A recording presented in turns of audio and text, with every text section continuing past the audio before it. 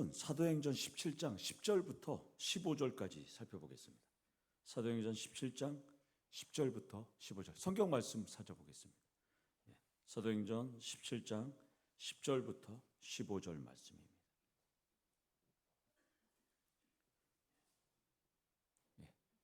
사도행전 17장 10절부터 우리 성경책에 제가 가진 성경으로 218페이지 사도행전 17장 10절부터 15절까지 우리 교독하시고 15절은 함께 읽도록 하겠습니다.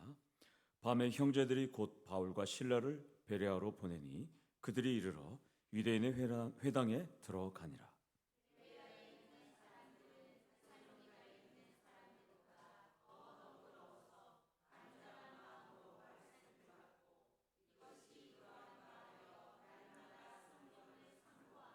그 중에 믿는 사람이 많고 또 헬라의 기부인과 남자가 적지 아니하나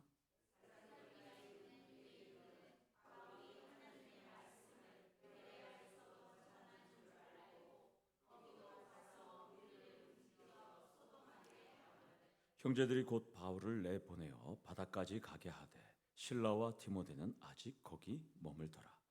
바울을 인도하는 사람들이 그를 데리고 아덴까지 이르러 그에게서 실라와 디모데를 자기에게로 속히 오게 하라는 명령을 받고 떠나니라. 아멘. 우리 옆에 계신 분 인사할까요? 사랑합니다. 축복합니다. 인사하겠습니다.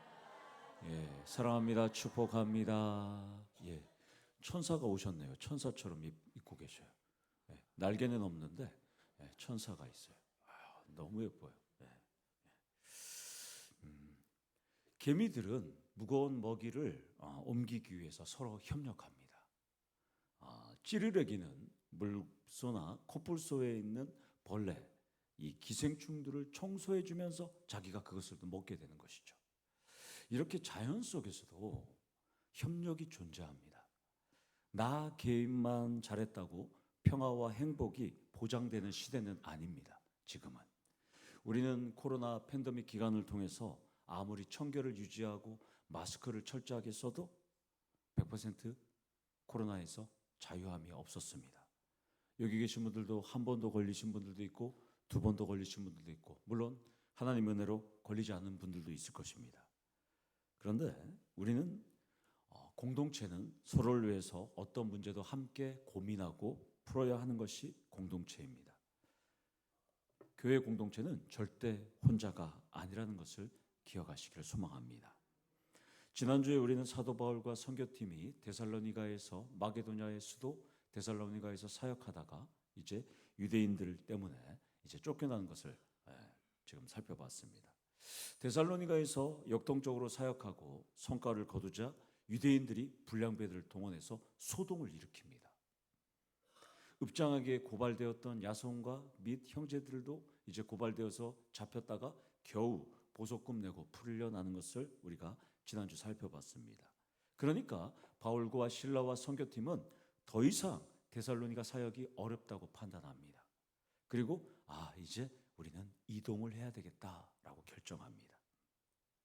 그래서 선교팀은 마게도냐의 수도인 이 데살로니가보다는 좀 덜 중요한 도시지만 당시 고귀한 성읍, 벽지의 성읍이라고 불리는 베레아로 가기로 결정합니다. 베레아는 현대의 지명으로 베리아라고 불립니다. 2023년 현재 인구는 5만 명의 도시에 불과한데 이곳에 지금 교회가 70여 곳의 교회가 있어서 지금 현대의 작은 예루살렘이라고 불립니다. 오늘 새벽에도 살펴봤지만 이곳의 교회는 그리스 정교회입니다. 그리스 정교회, 자기들이 정통이라고 생각하는. 그래서 지금도 많은 성지순례 사람들이 이곳을 지나가기도 합니다. 베레아를. 그런데 10절을 보면 밤에 형제들이 바울과 실라를 베레아로 보냅니다.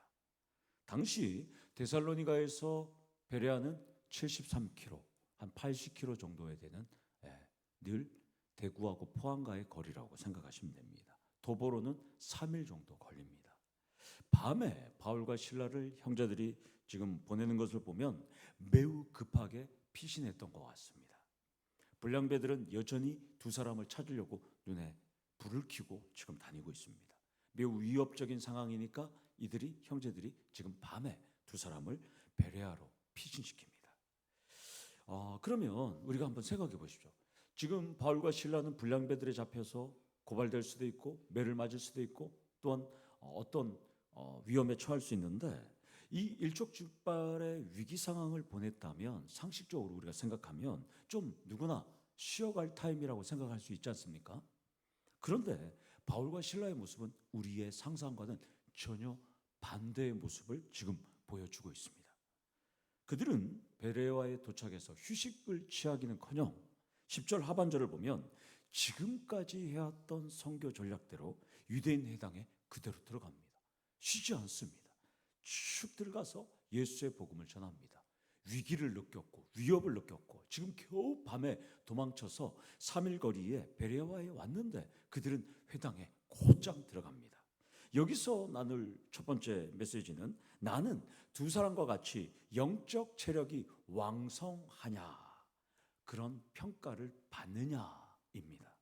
두 사람의 영적 체력은 전혀 위축되지 않았습니다. 물론 지금까지의 선교 행보를 보면 당연한 모습이기도 합니다. 그러나 유대인들의 박해에 조금 실만한데도 이들은 변함없이 지금 예수의 길을 걸어가고 있습니다. 그래서 저는 설교를 준비하면서 많은 도전을 받았습니다. 나는 바울과 실라처럼 이 두 사람에게 입도 뻥끗할 수준으로 나는 사역을 하고 있는가 창피할 뿐이었습니다. 이들은 전혀 지치지 않았습니다. 그래서 본문을 묵상하면서 저는 두 사람의 영적 체력을 보면서 저는 감탄했습니다. 바울과 실라의 영적 체력은 거의 10대 청소년 정도는 되는 것 같습니다.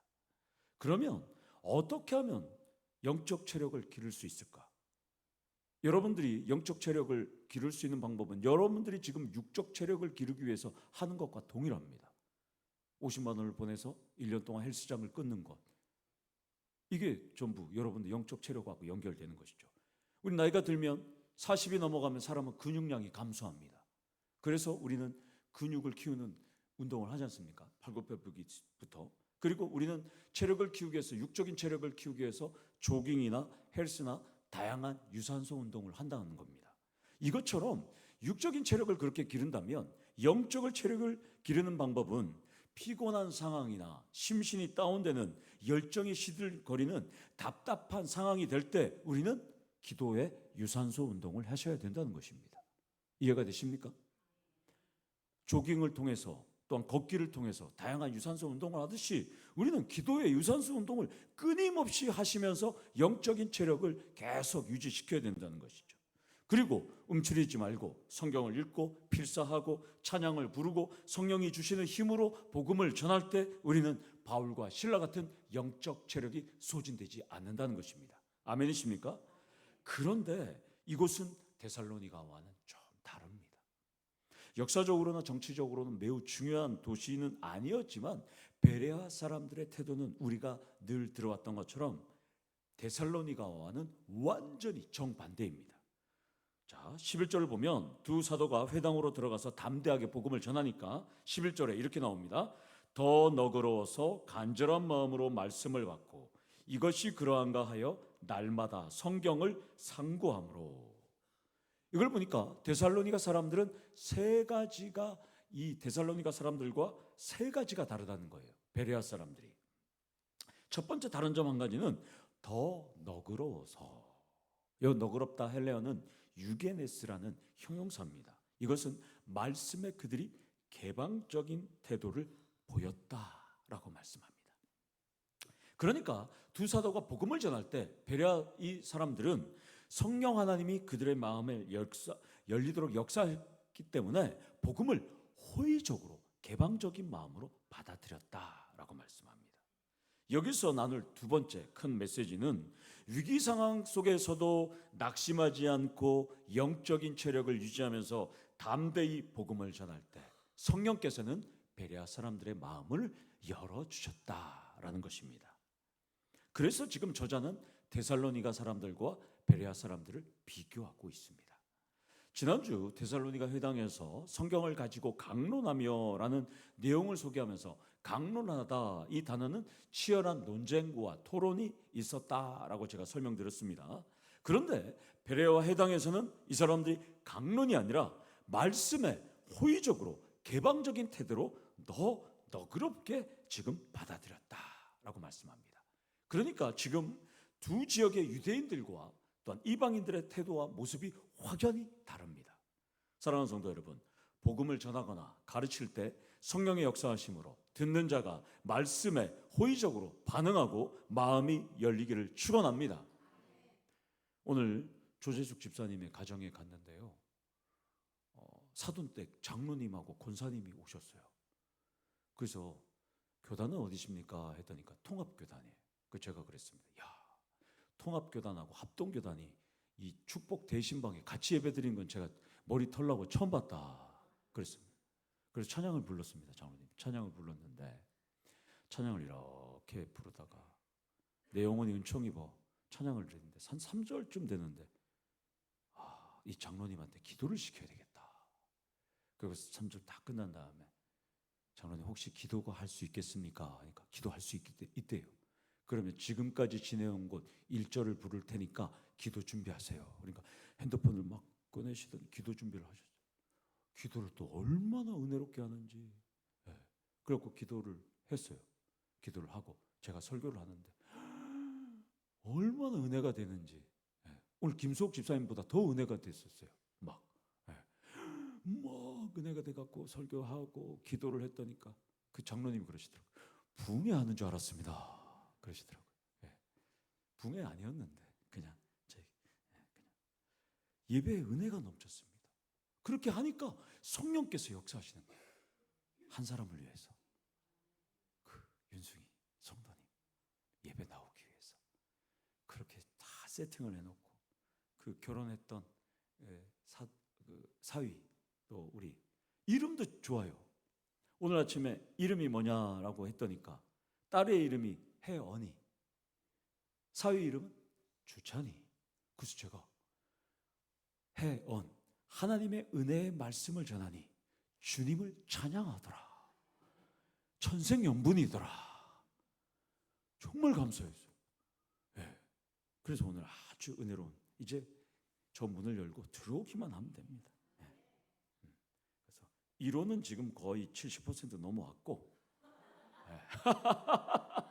1호 2호도 지금 거의 넘어오는 것 같고, 오늘 강혜자 집사님 안 왔네. 3호 어디 갔어? 3호 4호 기다리신 분, 양장로님 4호인가? 양에서 아빠. 제가 감사하다고 그랬어요. 오늘 김수옥 집사님 가정 가서 감사했어요. 그랬더니까 우리 이윤실 집사님이 목사님 노다지입니다. 노다지 다 전도하면 됩니다. 그래서 예 맞습니다. 감사합니다. 다 교회 다녔으면 제가 할 일이 없었는데 다 안 다니니까 제가 지금 할 일이 많습니다. 아멘 아멘. 어저께는 강병국 성도도 만나고 하여튼 하나님 계속 만나 계셔요. 베레아 사람들의 또 다른 점 한 가지는, 두 번째, 간절한 마음으로 말씀을 받았습니다. 이 간절하다라는 헬라어는 프로디미아스입니다. 준비와 열심, 이런 뜻입니다. 본문을 보면 두 사도가 해당해서 몇 주 동안 가르쳐 준지는 알 수는 없지만 데살로니가 사람들과 베레아 사람들의 태도가 180도 다릅니다. 히브리어 카샤브라는 단어가 있습니다. 제가 이 단어를 참 좋아해요. 이 단어는 카샤브라는 귀를 쫑긋거리라는 단어인데요, 이게 어떤 형상이냐면 당나귀가 묻던 소리가 날 때 귀를 쫑긋거리는 게 카샤브입니다. 카샤브. 그러니까 이 단어는 하나님이 우리의 기도에, 하나님 귀는 없지만 영이지만 하나님께서 우리의 기도에 귀를 쫑긋거리고 반응한다는 거예요. 지금. 그런데 지금 이 베레아 성도들이 바울과 실라가 전하는 복음의 말씀에 귀가 쫑긋거리고 지금 듣고 있다는 거예요. 처음 듣는 하나님의 말씀인데 지금. 그러니까 이들은 지금 유대인과 건강한 이방인들이 구약 말씀을 가지고 예수 그리스도를 전하는 이 두 사도의 말씀에 저게 맞아? 하고 지금 야 신기하네. 지금 이렇게 듣고 있는 거예요. 그러니까 오늘 우리도 말씀을 받기 전에 이 베레아 살인들처럼 미리 열린 마음으로 준비하고 그 말씀 하나하나에 담겨 있는 진리가 땅에 떨어지지 않도록 우리는 주의를 기울여야 한다는 것입니다. 그리고 그 말씀이 내 것이 되도록 귀를 쫑긋하게 내밀어야 합니다. 베레아 사람들을 한번 상상해 보십시오. 지금 두 사도의 가르침에 두 팔 벌려 아멘, 할렐루야 이거 하고 있는 거예요. 지금 전부 다. 여기서 나눌 세 번째 메시지는 말씀은 전적으로 나를 향한 말씀으로 수용하셔야 한다는 것입니다. 담임 목사가 여기서 전할 때 아이고 저건 장로님 얘기야, 아이고 저건 권사님 얘기야 이렇게 얘기 드리면 안 되고 그 말씀은 나를 향한 말씀으로 받아들이셔야 된다는 것입니다. 왜냐하면 말씀은 살아있고 활력이 있고 운동력이 있기 때문입니다. 그런데 실수하지 말아야 할 것은 간절한 마음으로 TV가 아니고, 간절한 마음으로 술잔이 아니고, 간절한 마음으로 여행이 아니고, 간절한 마음으로 말씀을 이들은 받아들였다는 것입니다. 그러니까 간절한 마음을 세상의 좋은 곳에 두지 마시고 간절한 것을 베레아 성도들처럼 하나님 말씀에 두셔야 한다는 것입니다. 베레아 사람들이 데살로니가 사람들과 마지막으로 다른 점 한 가지는, 세 번째는 이것이 그러한가요? 날마다 성경을 상고함으로 이렇게 말씀합니다. 그렇다면 우리도 여기서 두 단어를 유심하게 살펴보셔야 합니다. 하나는 날마다, 또 다른 하나는 상고함으로, 이 단어입니다. 먼저 날마다 이 단어는 부사입니다. 하루도 빠짐없이 이런 뜻이에요. 그러니까 당시 회당에는 일반 사람들에게는 성경책이 없었어요. 그 당시에는 또 이런 인쇄술이 발달되지 않았으니까, 우리 인쇄술이 발달된 데가 우리 종교개혁할 때가 우리가 됐을 때 15세기니까 그때는 성경이 두루마기로 되어 있었어요. 이렇게 두루마기로 말려 있었어요. 그러니까 그 회당에 두루마기로 말려 있는 거를 이 사람들이 이제 이사야 선지서든 또 다양한 구약 성경을 갖고 설교를 하면 이 사람들이 회당에 와서 매일 빠지지 않고 그 회당장한테 그 성경책 좀 두루마기 좀 줘보세요. 지금 바울과 저 실라라는 사람이 우리에게 전한 게 과연 맞는지 이 사람들이 회당에 와서 날마다 보는 거예요. 이 사람들이 지금. 그러니까 이 사람들이 두 사람의 가르침을 딱 듣고 난 다음에 이게 어떤 느낌이냐면, 설교를 듣고 난 다음에 야, 그거 괜찮네. 그럼 확인해 보자. 그래서 딱 살펴본 다음에 야, 두 사람 말 맞네. 에? 내일 또 들어야 되겠네. 이 느낌이에요. 지금 이 베레아 성도들이. 아, 저 사람들 성경을 제대로 해석하네. 이런 느낌이었고요. 두 번째는 상고함으로, 헬라어 아나크리노, 이 단어는 재판정에서 사용되는 단어입니다. 그러니까 재판정에서 여러분들이 만약에 재판정에 가면, 여러분들이 만약에 어떤 누명을 써서 재판정에 갔잖아요. 재판정에 가서 재판을 받으면 상대방에서 막 할 때 여러분들이 상대방의 주장에 과연 맞는지, 또한 내가 잘못한 것은 없는지 꼼꼼하게 살펴보는 것이 이 아나크리노라는 단어예요. 재판정에서 꼼꼼하게 검토하다라는 거예요. 그러니까 베레아 사람들은 지금 이 두 사도가 전하는 구약의 말씀들이 꼼꼼하게 계속 보는 거예요. 이해가 되시죠? 우리는 이렇게 하셔야 되는 거예요. 그러니까 이 사람들은 야, 예수라는 사람이 와서 죽고 부활하고 이런 것이 과연 성경에 있는 것인지 선지서를 살펴보고 또한 창세기도 살펴보면서 두 사도가 전하는 말씀을 이제는 점점 더 기대하면서 회당으로 나오고 있다는 거예요. 날마다. 자, 저는 이것을 볼 때마다 저도 로망입니다. 제가 설교를 이렇게 할 때마다 우리 성도님들이 우리 목사님 오늘은 무슨 말씀 전하지? 참 좋다라고 이렇게 올라오는 이런 말씀이에요. 제가 초청 설교 때도 느꼈고 부임 후에도 늘 느끼고 있지만, 또한 지금도 느끼고 있지만, 부족한 목사의 설교에 이렇게 열심히 메모하고 아멘하시고 열심히 설교를 이렇게 하니까 제가 열심히 더 설교를 준비하게 된다는 거예요.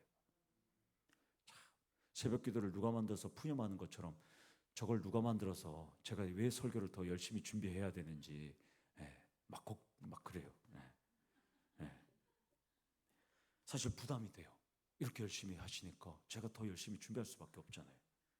누가 저렇게 만든지 모르겠지만.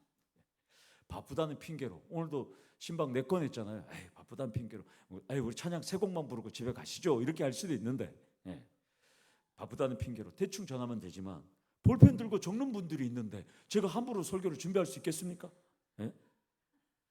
전체 인원 대비 볼펜 들고 적는 분이 엄청나게, 한국교회 이렇게 많은 교회 없어요. 그렇다고 제가 이 말씀 전했다고 다음부터 볼펜 들고 적는 분 있으면 제가 누군지 다 압니다. 그런 분들은 안 쳐줘요. 지금까지 적는 분들만 제가 쳐줘요. 알았어요? 그리고 앞으로 다 적는다, 그것도 안 돼요. 저를 또 잘생긴 얼굴 쳐다봐야 되지 않습니까? 저 신경 안 쓰는데. 여기서 나눌 4번째 메시지는 성경을 여러분들도 꼼꼼하게 살펴보고 묵상하셔야 된다는 것이에요. 모르는 게 있거나 궁금한 게 있으면 책도 보고 목사님한테 카톡으로 질문도 하셔요. 바빠도 답장을 할 테니까. 여러분들이 질문하셔야 돼요. 여기서 날마다 성경을 상고했다는 것을 보면 궁금한 것이 있으면 두 사도에게 이것이 뭐예요?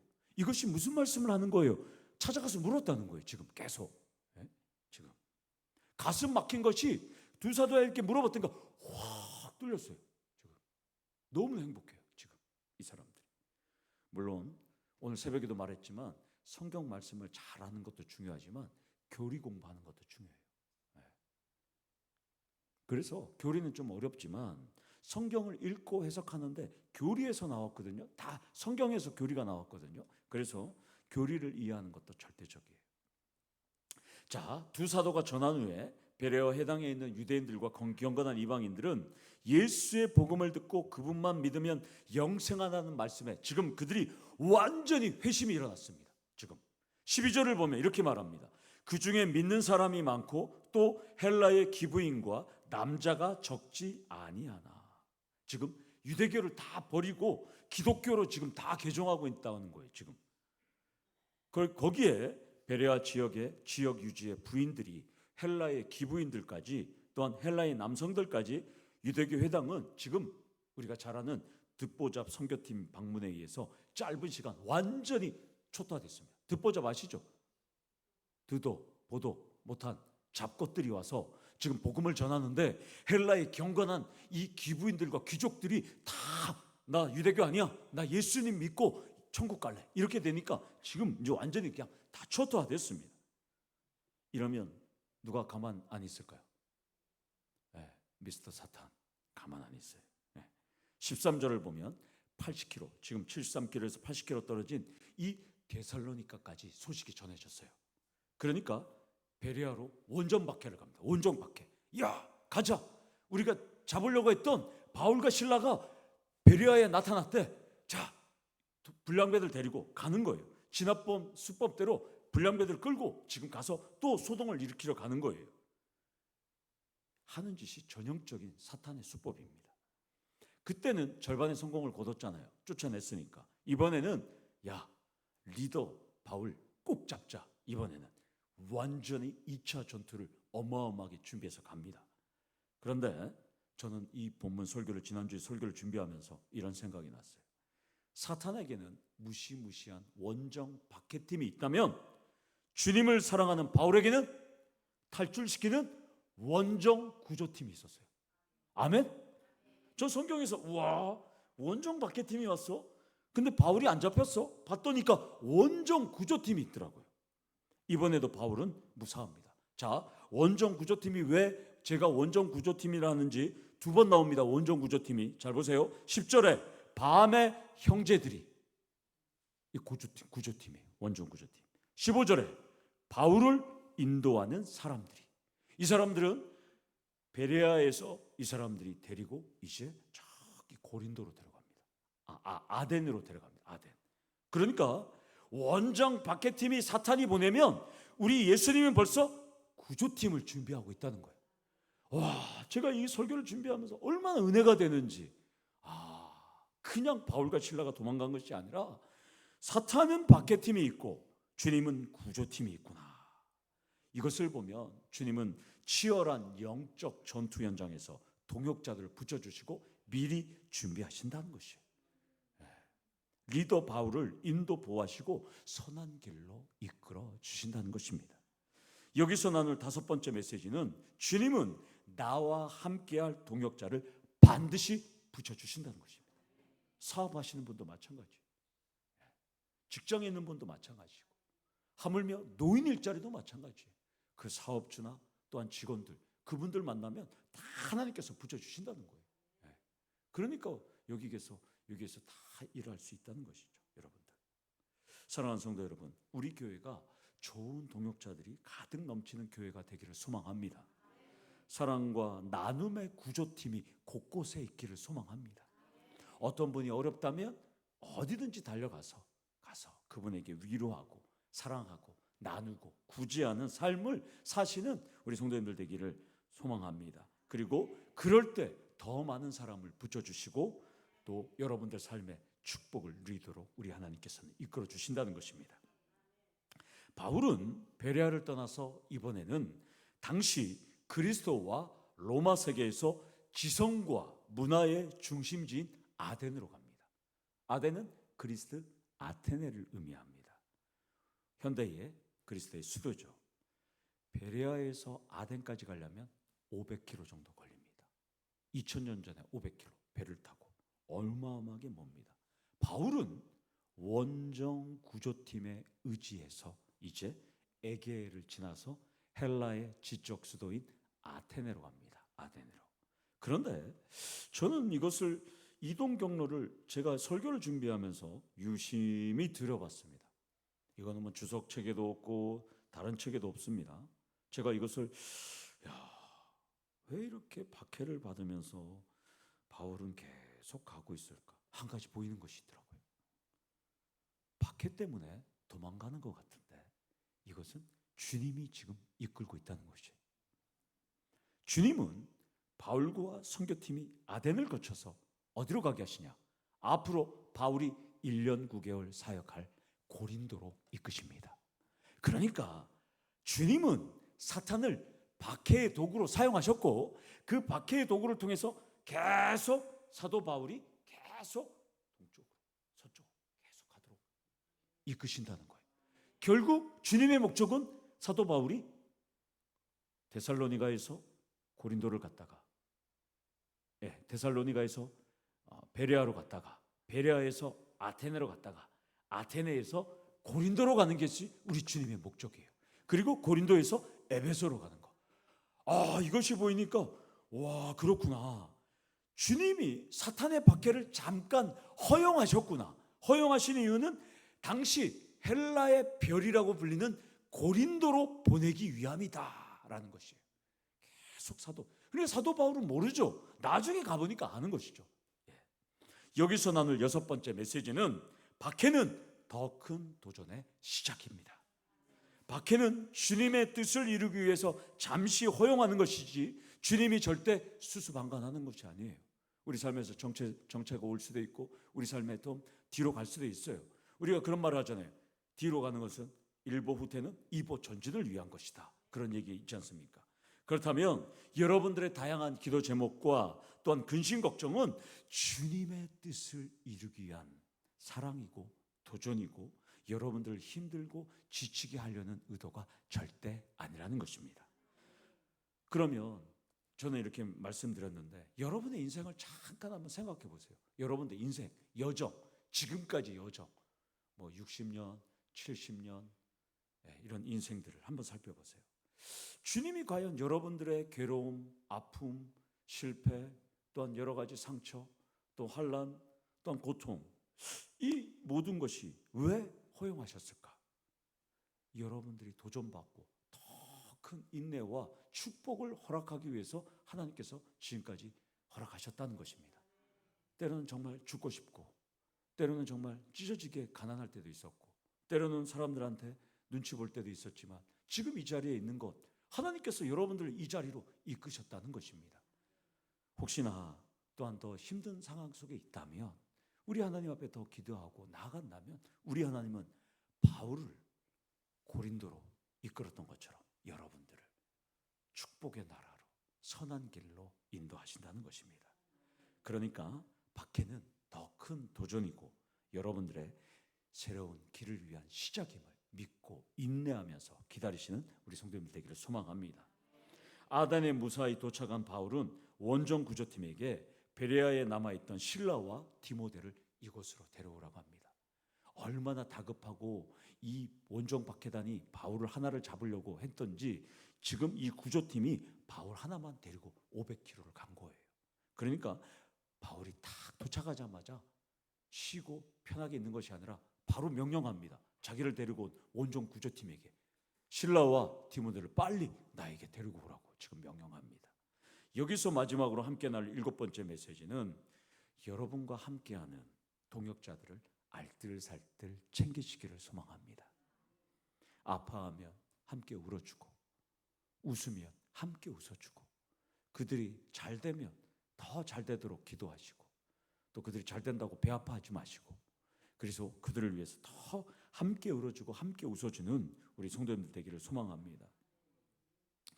많은 분들이 제가 그런 얘기하지만 오랫동안 함께할 유능한 동역자를 붙여달라고 많은 사람들이 기도해요. 그러니까 기도해놓고는 응답받으면 야 우리 하나님 감사하다고 해놓고 그 다음부터 그 동역자들을 그냥 찬밥 취급해요. 네? 그냥 하나님께 좋은 사람 달라고 그렇게 해놓고는 오면 막상 이제 그 화장실 갈 때랑 다를 때 그렇지 않습니까? 물에 빠진 사람 구해줬을 때랑 다른 거 그렇게. 여러분들도 나에게 좋은 사람 붙여달라고 했으면 그 사람 만났으면 합당한 예우와 대우를 해주셔야 돼요. 한국 교회는 이걸 안 해줘서 지금 사역자들이 안 올라 그래요. 그냥 열정페이. 지금 녹화돼서 말은 못하기 말을 해야 돼. 제 교육 전도사 때 50만 원 받았어요. 찢어지게 가난했죠. 만약 제가 동역자라면 전 그렇게 대우 안 했을 겁니다. 한국 교회는 지금 열정페이로 교육자들을 대우해 줬다니까 교육자들이 지방으로 안 와요. 서울도 내가 담임 목회할 수 있는 큰 교회, 대형교회로 가요. 왜냐하면 성도님들 여기 청빙위원들도 있었지 않습니까? 청빙위원들 봐서 야 10,000명 교회 목사님 야 능력 있게 전부 그러니까 10,000명 교회로 가는 거예요. 최소한 못해서 3,000명 이상 교회로 가는 거예요. 아니 지방에 있는 교회들도 30명, 50명, 100명 교회도 큰 교회 누능한 목사님을 받으려고 그러지 젊은 사람 받지 않아요. 전부. 대우도 거기는 잘해줘요. 큰 교회들은 차도 줘요. 차 신방하라고 차도 줘요. 차도. 그러니까 전부 악착같이 서울로 가지 지방으로 안 와요. 그러면 지방도 대우를 잘해주면 올 거 아닙니까? 그냥 갑을관계로 을로 대우해 주니까 교육자들이 안 오는 거예요. 지금 전부 다. 합당한 예우와 대우를 안 해주니까 그런 거예요. 우리 교회는 성장하면 제가 당회 우리 장로님들한테 잘해주셔야 됩니다 라고 제가 무릎 꿇고 빌려고 그래요. 잘해줘야 돼요. 잘해줘야 돼요. 그러면 그분들이 담임 목사가 돼서 가면 교육자들 또 잘해줄 거 아닙니까? 이런 말을 제가 안 하려고 그랬는데 제가 군대 갔을 때 구타 폭력들이 막 있었을 때요. 저는 이런 생각했어요. 나는 두들겨 맞고 가혹행위를 받아도 나는 후배들한테 절대 하지 말아야 되겠다. 왜냐하면 누군가 희생을 해야지 그게 대가 끊길 거 아닙니까? 그래서 저는 그렇게 안 했어요. 그러니까 저는 그렇게 대우를 못 받아도 제 다음 세대는 대우해 줘야 될 거 아닙니까? 사랑하는 성도 여러분, 여러분들도 직장과 일터에서 동역자들 만나면 합당한 대우와 예우를 해주시기를 소망합니다. 예수의 창평안을 나눠주기를 소망합니다. 저는 본문을 통해서 많은 깨달음과 진리를 이렇게 얻었습니다. 그래서 성도님들과 지금 나누고 있습니다. 여러분들에게도 많은 도전과 울림이 있었기를 소망합니다. 사랑하는 성도 여러분, 오늘 7가지 메시지를 나눴습니다. 나에게 한 가지라도 나에게 울림과 도전이 있었다면 삶에서 실천하시기를 소망합니다. 그래서 우리 교회에 귀한 참 평안을 전하시는 우리 성도님들에게 소망합니다. 그래서 오늘 우리 이영화 권사님이 기도했듯이 이 대신방 기간이 우리에게 축복과 은혜의 시간이 되시기를 소망합니다. 그래서 우리가 베레아 교인들처럼 날마다 성경을 상고하고 더 너그러워서 그 말씀이 맞는지, 또한 그 말씀을 통해서 깨달음을 통해서 나눌 수 있는지, 또한 이곳에 있는 분들이 구조팀이 되어서 우리 성도님들 어려운 부분들에게 나눠주고 사랑을 나눌 수 있는 우리 성도님들 되기를 간절히 소망하고, 나에게 이런 박해나 어려움이 있을 때 우리 하나님께서는, 우리 주님은 더 좋은 것으로 이끌기 위해서 나를 지금 기회를 주고 있다라는 것을 믿고 그것을 인내하면서 더 큰 도전의 시작을 하시는 우리 양덕 참평한 교회 성도님 되시기를 간절히 축원합니다. 아멘. 기도하시겠습니다. 하나님 아버지 감사합니다. 우리 양덕 참평한 교회 성도님들은 베레아 교인들처럼 날마다 성경 말씀을 더 너그러이 받아들이고 이 말씀이 그러한가 상고하며 날마다 꼼꼼히 살펴보는 우리 성도님들 될 수 있도록 하나님 역사하여 주시옵소서. 박해 현장, 어려운 현장이 있더라도 주님께서 더 큰 성장을 위하여 우리를 이끈다고 생각하고 하나님 앞에 영광 돌리는 우리 성도님들 될 수 있도록 하나님 역사하여 주시옵소서. 예수님의 이름으로 기도드리옵나이다. 아멘.